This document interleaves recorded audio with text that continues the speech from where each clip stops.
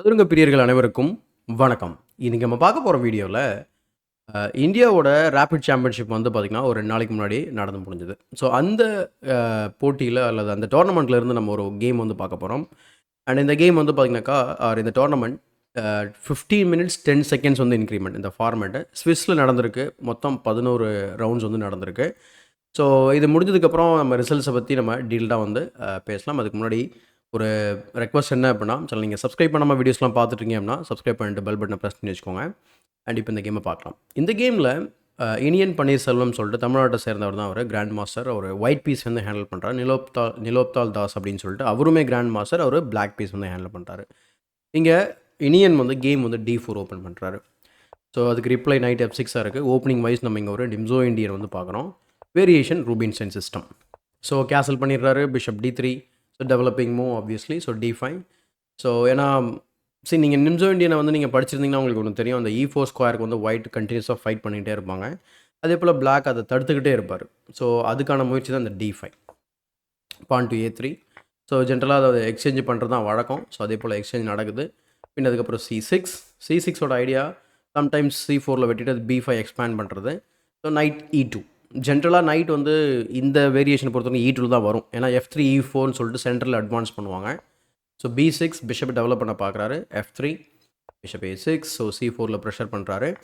அதனால் வந்து அந்த ப்ரெஷரை ரிலீவ் பண்ணிடுறாரு உடனே. C into D5. So C into D5. இப்போ C5 வந்து பார்த்திங்கன்னா semi open file. So black வந்து ஃப்யூச்சரில் அந்த ஃபைலை வந்து ஆக்குபை பண்ணிவிட்டு ஏதாவது சின்ன சின்ன ப்ரெஷர் வந்து பில்டப் பண்ண ட்ரை பண்ணலாம். So E4. ஸோ சென்டரில் வந்து ஹியூஜ் என்ன சொல் ஸ்பேஸ் வந்து கெயின் பண்ணுறாரு. அந்த பான் செயின் ஆர் பான் ஸ்ட்ரக்சர் வந்து பார்த்திங்கன்னா அந்த 2 பானை வைப்பாங்க இல்லையா? ஸோ அந்த கான்செப்ட் வந்து இங்கே ட்ரை பண்ணுறாரு. ஸோ ஏன்னா இங்கே நீங்கள் ஜென்ரலாக இதை வெட்ட மாட்டீங்க. சப்போஸ் வெட்டினீங்கன்னா ஒரு பியூட்டிஃபுல்லான சென்டர் வந்து கிடைக்கும். ஸோ இந்த மாதிரி பட் இருந்தாலும் இந்த சி பான் வீக் அப்படிங்கிறதுனால லாங் டேர்மாக பார்க்கும்போது பிளாக்கு கண்டிப்பாக வந்து கவுண்டர் அட்டாக்கிங் சான்சஸ் டெஃபினட்டாக இருக்குது. ஸோ கோயிங் பேக் இந்த game. So queen C8. So C3ல ப்ரெஷர் பண்ணுறாரு. பின் அதுக்கப்புறம் பிஷப் G5. பான் ஸ்ட்ரக்சர் ரூயின் பண்ண பார்க்குறாரு. So knight FD7 and then castle பண்ணதுக்கப்புறம் H6. பிஷப்க்கு ஒரு கொஷின் மார்க். பிஷப் E3 வந்துடுது. பிஷப் டெக்ஸ் D3க்கு அப்புறம் குயின் டெக்ஸ் D3. குயின் A6 போட்டு குயின் எக்ஸ்சேஞ்ச் பண்ணலாமா கேட்குறாரு. ரொம்ப அவசரம் வேணாம். ஸோ குயின் D2 போட்டு பேட்டரி ஃபார்ம் பண்ணுறாரு. இன் சம் வேரியேஷன்ஸில் queen takes H6 bishop takes H6 followed by queen takes H6 வந்து ஒரு சூப்பரான ஒரு attacking chance. So knight C6 develop பண்ணுறாரு. இந்த பொசிஷனில் வந்து பார்த்திங்கன்னா லைட்டாக ஒரு பார் வந்து மேலே போகிறத உங்களால் கவனிக்க முடியும் லைட்டாக. ஏன்னா உங்களுக்கு பாரும் நான் இன்க்ளூட் பண்ணிக்கிறேன் எவால்யூஷன் பார். ஸோ காரணம் என்ன அப்படின்னு பார்க்கும்போது இந்த பொசிஷனில் நைட் F4 ஆனோடனே அந்த பார் திரும்பவும் கீழே வந்துடும்.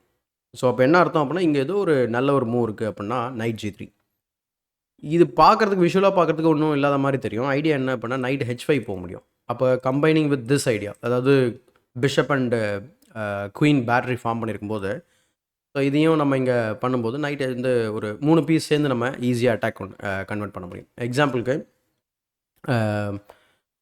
ருக் C8 விளையாடுறீங்கன்னு வச்சுக்கோங்களேன். ஜஸ்ட் ஒரு அசம்ஷன் தான். ஸோ இப்படி விளையாடினா என்ன ஆகும் அப்படின்றது தான். அப்படி பண்ணும்போது பிஷப் இன்டு H6 நீங்கள் தைரியமாக வெட்டினீங்க அப்படின்னா மேட்டை தடுக்க முடியாது, அல்லது நிறைய மெட்டீரியல் லாஸ் ஆகும். Just like this. And then knight H5 queen G7 mate. அல்லது இந்த இடத்துல ரேண்டம் மூவ் பண்ணாமல் கம்ப்யூட்டரில் ரெக்கமெண்ட் பண்ணக்கூடிய நைட் E7 விளையாடணும்னு சொன்னால் then again bishop takes H6 விளையாட முடியும். ஆனால் இந்த எல்லா லைன்லையுமே வந்து பிளாக்கு கண்டிப்பாக துல்லியமாக விளையாடுற மாதிரி இருக்கும். ஒரு மூவ் மிஸ் பண்ணாலும் பிளாக் வந்து ஈஸியாக தோற்றுருவார். ஸோ நைட் F4 அந்த சான்ஸ் வந்து மிஸ் பண்ணுறாரு. பின் அதுக்கப்புறம் நைட் A5. நைட் C4 வந்து ஃபோர்க் பண்ண பார்க்குறாரு. அதனால் குயின் F2. அல்லது நைட் H5 ஆல்ரெடி அவர் ஆடி இருப்பார். ஆனால் இங்கே ஃபோர்க் த்ரெட் இருக்குன்றதுனால தான் அவர் குயின் F2 போடுறாரு first. So டிடெக்ஸ் E4 and again இங்கே நைட் F6 விளையாடலாம். பட் டிடெக்ஸ் E4 அதுக்கப்புறம் Fடெக்ஸ் E4 F5 வந்து ஓப்பன் பண்ணி விடுறாரு. இதனால் என்ன ஆகுது அப்படின்னா உங்களுக்கு வந்து ரூக்கோட ஆக்டிவிட்டி ரொம்ப ஈஸியாக யூஸ் பண்ணிக்கலாம். ஸோ ரூக்கை வந்து ஆக்டிவேட் பண்ணி நம்ம அட்டாக்கு ரொம்ப சுலபமாக வந்து பயன்படுத்துகிற மாதிரி ஆகிடுது. So night F6 E5 gets the kick. அப்புறம் நைட் உள்ளே வருது. அதுக்கப்புறம் குயினை இம்ப்ரூவ் பண்ணுறாரு. அங்கே அகெயின் வந்து பார்த்திங்கன்னா பார் மேலேருந்து கீழே வரது உங்களால் கவனிக்க முடியும். ஸோ இந்த பொசிஷனில் வந்து அவர் குயின் H4 ஆடிருக்கலாம். Very interesting move. பிகாஸ் இங்கே பார்த்த உடனே ஃபோர்க் இருக்குங்க அப்படின்ற மாதிரி தோணும். ஃபோர்க் ஒர்க் அவுட் ஆகாது. ஈவன் நீங்கள் பெஸ்ட் மூவ் விளையாடினா கூட இந்த பொசிஷனில் white is completely winning. Just நம்ம ஃபோர்க் ஐடியா பண்ணோம் அப்படின்னா then queen takes H6. Suppose நீங்கள் G into F4 அடிச்சிங்கன்னா ரூக் into F4. இப்போ நான் சொன்னேன் இல்லையா F5 ஓப்பன் பண்ணியிருக்காங்கன்னு சொல்லிட்டு, அது இந்த பிரச்சனையில் வந்து முடிஞ்சிடும். அல்லது நைட் into C3 அடிக்கலாமா, க்ரீடியாக விளையாடலாமா அப்படின்னு சொல்லி பார்த்தா விளையாடலாம். அதுக்கப்புறம் சும்மா இருக்க ரூக்கை ஆக்டிவேட் பண்ணுற மாதிரி ஆகிடும். ஏன்னா இங்கே இங்கே நைட் வந்து பார்த்திங்கன்னா ஒரு ஃபோர்ஸ்டு எக்ஸ்சேஞ்ச் வந்து ட்ரை பண்ணுறாரு. ஸோ அதனால் அந்த ஸ்கொயரை கவர் பண்ணி ஆகணும். ஸோ இப்படியுமே விளையாடலாம், but still white is better. ஏன்னா rook F3, rook G3, rook H3. So ஸ்ட்ராங்கான அட்டாக் வருது. நைட்டை மூவ் பண்ணாலே போதும், பிஷப்பை சாக் பண்ணலாம் H6ல். So unstoppable attack. So queen F3 try பண்ணுறாரு. அந்த ஐடியா எல்லாமே மிஸ் ஆகுது. பட் இருந்தாலும் அதே சேம் அட்டாக்கிங் ஐடியா தான் கேமில் அவர் கொண்டு வருவார்.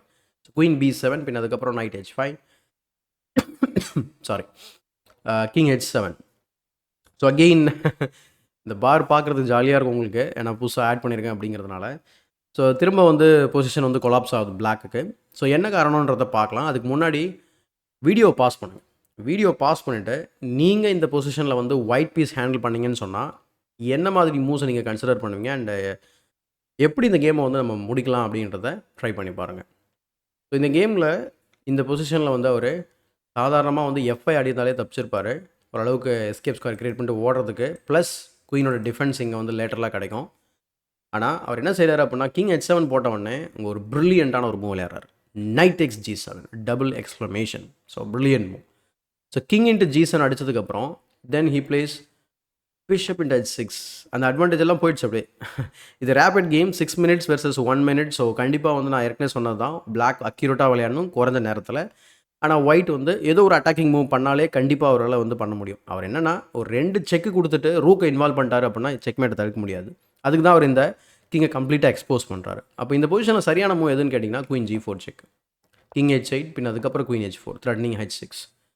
சப்போஸ் F5 ஆடினீங்கன்னு சொன்னால் தென் E into F6 and then game continues with much better position. Bishop into H6, so rook F4, rook, so இந்த மாதிரி ஈஸியாக நம்ம வந்து அட்டாக்கை கண்டினியூ பண்ண முடியும்.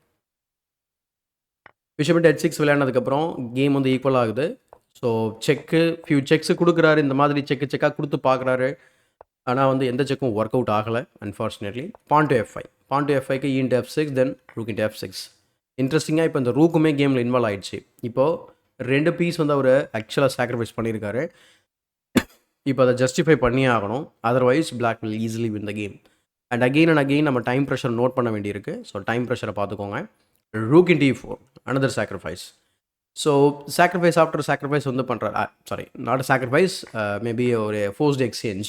ஸோ கிங் டேக்ஸ் F1, அதுக்கப்புறம் செக்கு கொடுக்குறாரு. ஆல் ஆஃப் அ சடன் வந்து பார்த்தீங்கன்னா நல்லா கவனிச்சிங்கன்னா பிளாக் எல்லாமே கன்சாலிடேட் பண்ண மாதிரி தெரியும் உங்களுக்கு. So rook F6, of course he has consolidated. ஆனால் குயின் G5 செக் வைக்கும்போது ரூக் G6 வச்சு பிளாக் பண்ணுறாரு. தென் குயின் E5 செக்கு, கிங் G8 போடுறாரு. So this is the losing move. So ஏற்கனவே நிறையா லூசிங் மூவ் பார்த்தோம், வின்னிங் மூவ் பார்த்தோம். பட் இந்த முறை இனியன் வந்து அதை மிஸ் பண்ணலை. இந்த இடத்துல கிங் H7 போட்டிருந்தாங்க அப்படின்னா then rook H4 check, rook H6 and there is nothing you can do. So take பண்ணாலும் இங்கே கிங்கை எக்ஸ்போஸ் பண்ணி நீங்கள் ஃபோர்ஸ்டை பர்போஷல் கொடுத்து செக்கோட ஆர் ட்ராவோட எஸ்கேப் ஆகிருக்கலாம். பட் அவர் கிங் G8 போட்டதுனால நான் the position is losing because queen rook H4 threatening mate. So threatening மேட்னு தான் அதை பிளாக் பண்ணுறாரு. பட் குயின் E6 செக்கு, ரூக்கை வச்சு பிளாக் பண்ண பேக் ரேங்கில் check, rook F8, sorry king G7. பின் அதுக்கப்புறம் போர்டில் ஆக்சுவலாக செக்மேட்டே பண்ணிடுறாரு. இங்கேருந்து 3 மூலை செக்மேட் பண்ணலாம். So queen H8, king G6, queen H6 and then rook F4 checkmate on the board. So இந்த கேம் வந்து பார்த்திங்கன்னா நான் இந்த ரேபிட் சாம்பியன்ஷிப்போடைய சுற்று 10லேருந்து நம்ம வந்து ஆக்சுவலாக பார்த்தோம். இது தொடர்ந்து இன்னும் ஒரு ரவுண்ட் வந்து முடிஞ்சுது. ஸோ எல்லாமே முடிஞ்சதுக்கப்புறம் வந்து பார்த்திங்கன்னா இனியன் 9 புள்ளிகள் எடுத்திருந்தார். இப்போ நம்ம வந்து ரிசல்ட்ஸ் பேஜை வந்து நம்ம கொஞ்சம் டீட்டெயில்டாக வந்து டிஸ்கஷன் பண்ணிட்டு வீடியோ முடிச்சிடலாம். So this is the results page. So Iniyan வந்து பார்த்திங்கன்னா 9 பாயிண்ட் எடுத்துருக்கிறாரு.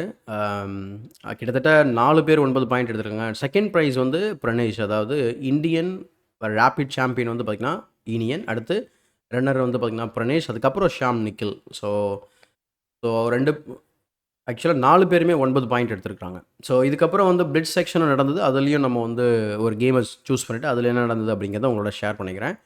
அண்ட் கண்டிப்பாக இந்த வீடியோ உங்களுக்கு பிடிச்சிருக்குன்னு நினைக்கிறேன். அப்படி பிடிச்சிருந்தா அந்த வீடியோக்கு ஒரு லைக் போடுங்க. மறக்காமல் தமிழ் சிஸ் சேனலை சப்ஸ்கிரைப் பண்ணிவிட்டு மற்றவங்களுக்கு ஷேர் பண்ணிவிடுங்க.